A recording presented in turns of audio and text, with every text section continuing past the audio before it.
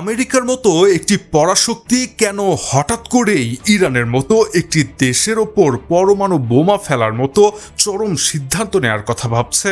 সাবেক মার্কিন কংগ্রেস সদস্য মার্জরি টেইলর গ্রিনের বিস্ফোরক দাবির পর এখন আন্তর্জাতিক বিশ্লেষকরা ঠিক এই সমীকরণটি মেলাতে ব্যস্ত।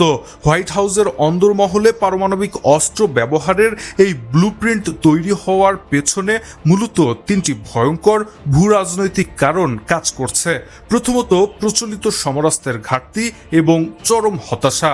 গত কয়েক মাস ধরে আমেরিকার সাথে ইরানের যে যুদ্ধ চলছে তা মার্কিন প্রশাসনকে রীতিমতো হতাশ করেছে।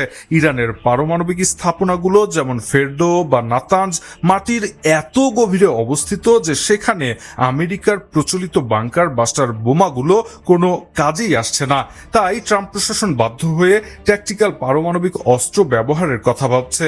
দ্বিতীয়ত, ইসরায়েলের অন্ধ প্রভাব এবং মার্কিন গোয়েন্দাদের অবমূল্যায়ন করা। মার্কিন গোয়েন্দা সংস্থাগুলো স্পষ্টভাবেই ট্রাম্প প্রশাসনকে জানিয়েছিল যে ইরান এখনো পরমাণু বোমা তৈরির কাছাকাছি পর্যায়ে পৌঁছায়নি। কিন্তু গ্রিনের অভিযোগ, ট্রাম্প প্রশাসন নিজেদের গোয়েন্দা তথ্যকে পুরোপুরি উপেক্ষা করে ইসরায়েলের দেয়া তথ্যের উপর নির্ভর করছে।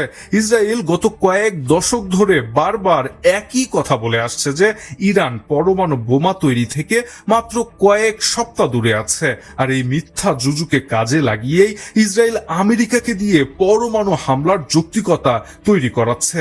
তৃতীয়ত, আমেরিকার বিশাল ঋণের বোঝা।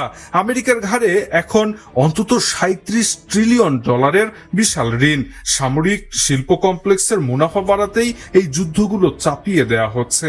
ট্রাম্পের এই পরমাণু হামলার ছক যদি সত্যি বাস্তবায়িত হয় তবে তা বিশ্ব অর্থনীতি এবং ভূরাজনীতিকে এক অকল্পনীয় বিপর্যয়ের দিকে ঠেলে দিবে, এটাই এখন মনে করছেন বিশেষজ্ঞরা। Shahriar Alam, EBD news.